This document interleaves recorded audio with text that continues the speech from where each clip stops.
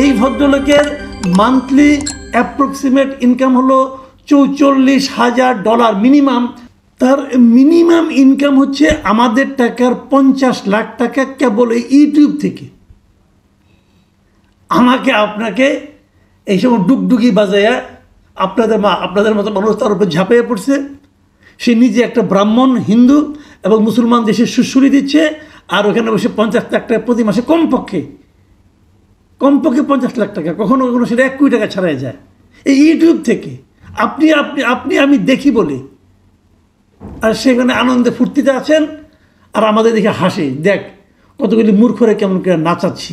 এই ভদ্রলোক প্যারিসে থাকেন, জানেন তাকে আপনারা সবাই, মিস্টার পিনাকি ভট্টাচার্য। গত রাতে সেই লোকটা মধ্যরাতে আমাদের সময় ভোর 4টার দিকে উনি একটা ভিডিও লাইভ করেছেন, ফেসবুকে করেছেন, ইউটিউবে করেছেন। ভিডিওটার লেন্থ হলো 1 মিনিট 13 সেকেন্ড। সেখানে উনি কী বলেছেন আমি ভিডিওটা দেখাতে পারতাম, কিন্তু নর্মালি আমি আমার ভিডিওতে অন্য করে ভিডিও দেখাই না, এবারও দেখাচ্ছি না। আমি বরং আপনাকে পুরো ভিডিওটা পড়ে শোনাই। আমি পুরো ভিডিওটা নিজেই ট্রান্সক্রিপ্ট করেছি। উনি লিখেছেন, উনি বলেছেন, প্রিয় দেশবাসী, আসসালামু আলাইকুম। আজকে সেনাবাহিনীর 46 ব্রিগেডে এক ধরনের অস্বাভাবিক মুভমেন্ট লক্ষ্য করা গেছে। আশঙ্কা করা হচ্ছে সেনাবাহিনীর একাংশ থেকে একটা প্রচেষ্টা চলছে। আমি সেনাবাহিনীর জুনিয়র অফিসার ও সৈনিকদেরকে এই প্রচেষ্টা রুখে দেওয়ার আহ্বান জানাই। দেশবাসীকে এখনই রাজপথে নেমে আসার আহ্বান জানাই। সকল ছাত্রাবাস, ছাত্রনিবাস থেকে মিছিল নিয়ে রাজপথে আসুন। এই রাতেই জনতা আপনাদের সাথে যোগ দেবে। আমরা ওদের দেখিয়ে দিতে চাই আমরা জেগে আছি, বিপ্লব জিন্দা আছে। প্রয়োজনে রাজপথে ইস্তাম্বুলের মতো শুয়ে পড়ে ট্যাঙ্ক আর আর্মার্ড ভেহিকেলের প্রতিরোধ করবেন। মাদ্রাসা থেকে নেমে আসুন আমার ভাইয়েরা সকলে। আজ রাতেই এটা আমাদের বাঁচার লড়াই। হাসিনার খুনে বাহিনীকে যারা বাঁচাতে চায়, যারা আবার দেশটাকে ভারতের তাবেদার বানাতে চায়, তাদের রুখে দিয়ে আমরা আমাদের স্বাধীনতা, সার্বভৌমত্ব রক্ষা করব ইনশাল্লাহ। এখনই নামুন রাজপথে। এই রাজপথেই মুক্তি, এই রাজপথেই জীবন। প্রয়োজনে আবারও দেব 1 নদী রক্ত, কিন্তু বিপ্লবকে ধ্বংস হতে দেব না। ইনকিলাব জিন্দাবাদ। ভাই, আমার কণ্ঠস্বর খুব খারাপ, ওনার মতো করে বলা সম্ভব না। উনি ভরাট গলায় বলেছেন এবং মনে হয়েছিল যেন উনি একটা দেশ নায়ক এবং বিপ্লবের জন্মদাতা উনি, এরকম ওনার ভাবভঙ্গি থেকে মনে হচ্ছে। যেরকম আমরা শুনেছিলাম 7ই মার্চের ভাষণ, জলদ গম্ভীর কণ্ঠে শেখ মুজিবের ভাষণ, যেরকম আমরা শুনেছিলাম জিয়াউর রহমানের বেতারে স্বাধীনতার ঘোষণা, ওরকম ওনার ভাষণ, একটা অথরিটি নিয়ে উনি এই ভাষণটা দিয়েছেন। নেট রেজাল্টটা কি, কেন ওটা দিয়েছেন, কি হয়েছে এতে? আসলে কি 46 ব্রিগেডে কিছু হয়েছে? কেউ বলতে পারে না। 46 ব্রিগেড তো ভাই খুব দূর নেই, দেশের মধ্যেই। ওখানে অনেক সেনাবাহিনী, বিভিন্ন র্যাঙ্কের লোকজন তো আছে, আমাদের কিছু পরিচিত বন্ধু বান্ধব আছে। আমি কিন্তু জানার চেষ্টা করেছিলাম ভাই কী হয়েছে। কিছুই না, সবাই শান্তি মতো ঘুমিয়েছে রাতেবেলা, কোনো ঝামেলা তো হয়নি। তো উনি ফ্রান্সে বসে, ফ্রান্সের প্যারিসে বসে কোথায় পেলেন এই ঘটনা? কোথায় পেলেন? শরাব টরাব পান করে কোথায় মাথা খারাপ হয়ে গেছিলো, কাছে এগুলি বলতে গেছেন।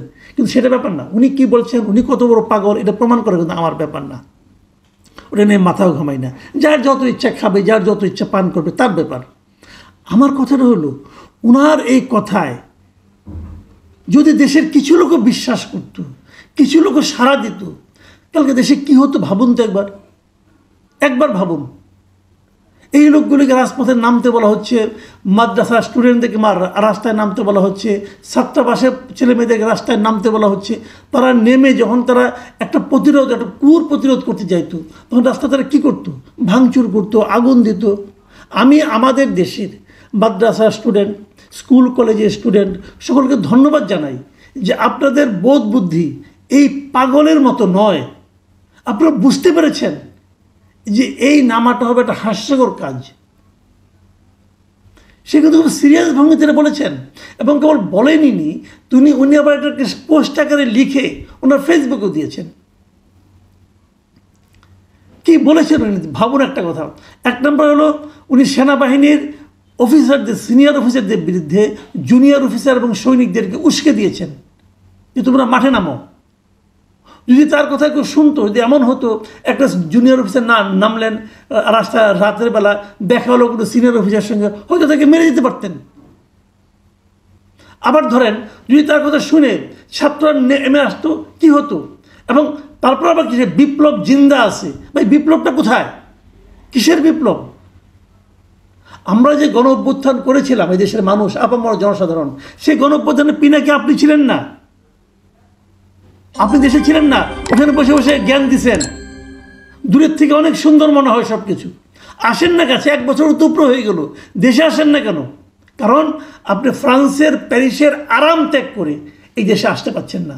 ওখানে যত সহজে আপনারা পানীয় পাচ্ছেন, ওই পানীয় এখানে পাওয়াটা আপনার জন্য কঠিন হয়ে যাবে। মোদ্দা কথা ওইটা, ওখানে আপনি যে জীবনযাপন করেন সেটা ত্যাগ করে আপনি এখানে আসতে পারবেন না। আপনি উস্কাচ্ছেন কেন? দুটো কারণ উস্কাচ্ছেন। আপনি দেশের সবসময় একটা ঝামেলা লাগিয়ে রাখতে চান, আর তার উপর আপনি আপনার এই সোশ্যাল মিডিয়া থেকে যে বিপুল ইনকাম করেন, সেই ইনকামটা আপনার নষ্ট হয়ে যাবে দেশে আসলে পরে। ইনকামের পরিমাণটা কোনো ধারণা করতে পারেন? আমি এই দেশের মানুষকে বলছি, আপনারা কি জানেন ওনার ইনকামটা কত? আমি আপনাদের একটা দেখাই, আপনি কিন্তু ইউটিউবে গেলে পরে যে কারো ইনকাম দেখতে পারবেন। ওখানে গেলেই ওরা দেখায় দেয় যার অ্যাপ্রক্সিমেট ইনকামটা কত। এই ভদ্রলোকের মান্থলি অ্যাপ্রক্সিমেট ইনকাম হলো $44,000 মিনিমাম। তার মিনিমাম ইনকাম হচ্ছে আমাদের টাকার 50 লাখ টাকা কেবল এই ইউটিউব থেকে। আমাকে আপনাকে এই সময় ডুগডুগি বাজায়া আপনাদের মতো মানুষ তার উপর ঝাঁপিয়ে পড়ছে। সে নিজে একটা ব্রাহ্মণ, হিন্দু এবং মুসলমান দেশে সুশ্রী দিচ্ছে, আর ওখানে বসে 50 লাখ টাকা প্রতি মাসে, কমপক্ষে 50 লাখ টাকা, কখনো কখনো সেটা 1 কোটি টাকা ছাড়াই যায় এই ইউটিউব থেকে। আমি দেখি বলে, আর সেখানে আনন্দে ফুর্তিতে আছেন, আর আমাদের দেখে হাসে, দেখ কতগুলি মূর্খরে কেমন করে নাচাচ্ছি। তো এই নাচাতে কালকে বেড়াসারা বাজাই দিছে। একটা কথা মাথায় রাখুন আপনারা, আমি আবারও বলি, এই লোকটার মূল লক্ষ্য হলো বাংলাদেশকে অস্থিতিশীল করে তোলা। এই দেশের মানুষ নিজেরা মারামারি করবে, একটা হাউকাও বাজবে, সে ওখানে বসে বসে দেখবে। আর এখানে যত হাউকা বাজবে তত তার 2টা লাভ হবে। 1 নম্বর লাভ হলো তত তার ভিডিও চলবে, আর দ্বিতীয় লাভ হলো উনি যাদের হয়ে কাজ করেন, আমি আগেও বলেছি এই ভদ্রলোক ভারতীয় রয়ের এজেন্ট, আমি আগেও বলেছি আপনাদেরকে, এবং আমি প্রমাণ করে দিয়েছি কিভাবে।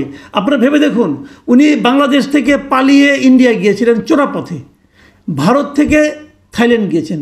আমার প্রশ্ন হলো, ভারত থেকে থাইল্যান্ডে গেলেন কীভাবে? যখন উনি ভারত থেকে থাইল্যান্ডে যাওয়ার জন্য এয়ারপোর্টে যাবেন, তখন এয়ারপোর্ট জিজ্ঞাসা করবে না? ইমিগ্রেশন জিজ্ঞাসা করবে না? তার পাসপোর্ট দেখবে না? তা তো জিজ্ঞাসা করবে যে তুমি ভারতে ঢুকলে কীভাবে? ভারতে ঢোকার কোনো সিল তো ওখানে নেই, তুমি কীভাবে গেলা, ভারতে ঢুকলা? কোনো জবাব দিতে পারবে না সে। কাজেই তার পক্ষে কেবল তখনই যাওয়া সম্ভব ভারতের বাইরে যদি ভারতের কোনো ইন্টেলিজেন্স তাকে হেল্প করে। সেটা কে? বুঝতে পারছেন?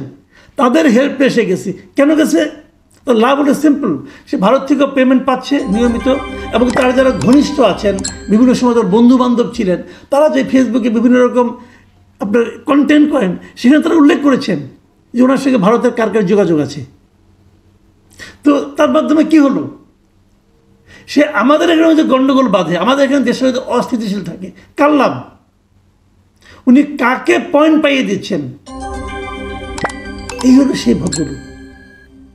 আমি এই দেশের মানুষকে অভিনন্দন জানাই, ধন্যবাদ জানাই যে আপনারা এই পাগলের কথায়, অথবা এই দুর্বৃত্তের কথায়, অথবা এই মতলববাজের কথায় গত রাতে রাস্তায় নামেননি।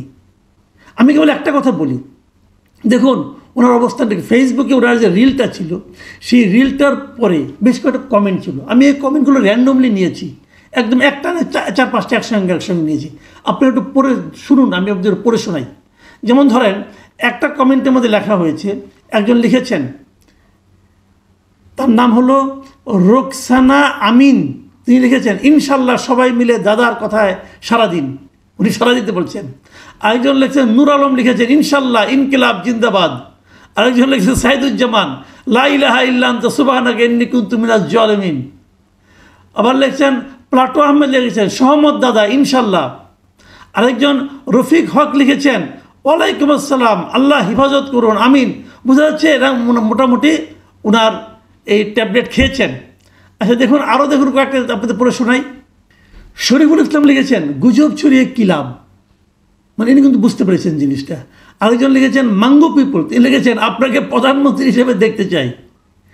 শামীম ফারাজি লিখেছেন, কিছু লেখেননি, কতগুলি ফুল দিয়েছেন উপহার হিসাবে। আর এমডি মাসুম লিখেছেন আপনি আসেন তাহলে নামবো। খুব ভালো লাগছে এই কথাটা ভাই, যে আপনি আসেন, আপনি এসে নামেন, আপনার সঙ্গে আমরা নামি। দূরে বসে বসে ডায়লগ দেন কেন ভাই? মিজানুর রহমান লিখেছেন পাঠা তুমি আসো। সওয়াজদেব লিখেছেন ওয়েট হাসিনা কামিং সুন। দিদার হোসেন লিখেছেন সবাই বলি নারায়ে তাকবীর। লায়লা আক্তার লিখেছেন সেনাবাহিনী জিন্দাবাদ। আর সবুর লিখেছেন কি কোন এটা, কি সংবাদ, আগের না এখনকার? আরেকজন লিখেছেন প্রবাসী সেলিম লিখেছেন তোর কথা যে শুনবে সে পাগল, তুই নিজে আয়। রিয়া লিখেছেন সারাক্ষণ মনে হয় গাঁজা খায়। অশান্তির যুগে বিডি লিখেছেন ইনকিলাব জিন্দাবাদ। বিডি সাপাল লিখেছেন কি সিরিয়াস আজ। আরেকজন লিখেছেন আমিন জাকির লিখেছেন গেলি আরও কিছু লাশ ফেলতে চাস। শুনুন, এইগুলো পিপুলের মানে অবজারভেশন তার সম্পর্কে, মানুষ কি ভাবছে এই লোকটাকে নিয়ে। কেউ পাগলের মতো আছে, তার এখনও অনুসারী আছে, সে যা বলে তাতেই রাজি। কিন্তু যে লোকগুলি বলেছে ছড়িয়ে দিন আসুন, তারা কেউ রাস্তায় নামছে বলতে কোনো খবর পাই নাই। সারা দেশ থেকে একটা খবরও তো আসে নাই যে কেউ রাস্তায় নামছে ওনার আহ্বান শুনে। এই হলো আমাদের দেশ, এই হলো আমাদের ইনফ্লুয়েন্সার, আর এই হলো আমাদের ইনফ্লুয়েন্সড পিপল।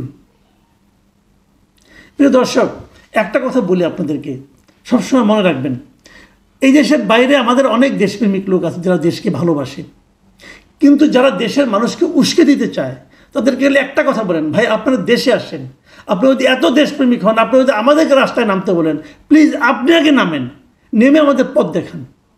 কেউ না আওলা বাজান, কেউ না আমাদের জীবন নিয়ে আপনি ছিনিমিনি খেলেন, আপনি যখন আরামে আসেন আসেন। এইভাবে হয় না। প্রিয় দর্শক, একটা ছোট্ট হাস্যরসের কথা বলে শেষ করি। আমার সেনাবাহিনীতে কিছু লোকজন তো বন্ধু বান্ধব আছে, থাকতেই পারে, এই দেশ ছোট্ট দেশ, আত্মীয়স্বজন তো অনেকেই আছে। আমি একজনকে জিজ্ঞাসা করেছিলাম, ভাই আপনাদের এই যে এই লোক রাতেবেলা এত কিছু বললো, আপনারা শুনেন নাই? ওই ও আসুন, ওর কাছে আমরা ক্ষতিপূরণ চাইব। কী ক্ষতিপূরণ? কয়েক এটা শোনার পর আমাদের বেশ কিছু সেনাবাহিনীর সৈনিক এবং কর্মকর্তা হাসতে হাসতে অজ্ঞান হয়ে গেছে, তাদের চিকিৎসার জন্য আমাদের খরচ করতে হয়েছে, সেই খরচের টাকাটা ওর কাছে আমরা ফেরত চাবো। এটা একটা জোক, কৌতুক না? এই লোকটা ধীরে ধীরে নিজেকে কৌতুকের বস্তুতে পরিণত করছে।